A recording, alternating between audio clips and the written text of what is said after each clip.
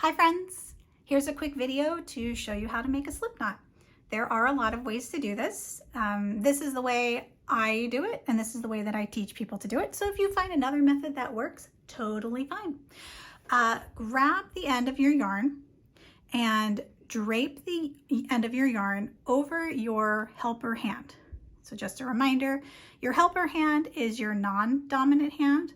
Your working hand is your dominant hand. So that's the hand that you write with. That's your working hand. The other hand is your helper hand. Drape the end of the yarn over the palm of your helper hand. And I have like a 6-inch tail, 6 or 7 inches. And hold it down with your thumb.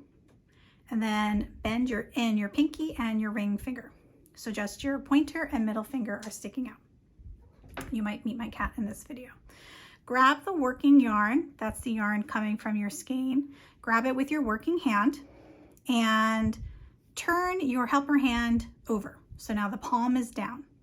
And then that working yarn is draped over those two fingers, kind of at an angle. Continue bringing that working yarn behind, so like under, and then back over those two fingers. You can just drape it across at an angle. So now you have an X on your two fingers.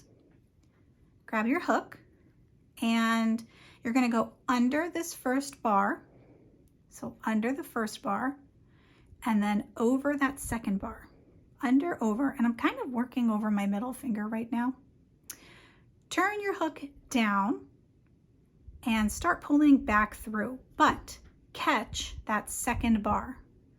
Catch it so that it gets pulled through. Okay, and then you're going to twist and turn your hook so that it faces up. And then I like to just hold on to that loop on my hook with my pointer finger. At this point, you can pull your helper hand out of the loop. And then you've got to find your, where is it? You've got to find your tail. This is the tail.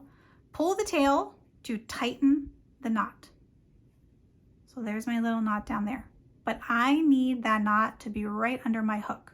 To do that, I like to put my hook down, and then you've got to separate your tail yarn and your working yarn. So you're just going to pull them in opposite directions.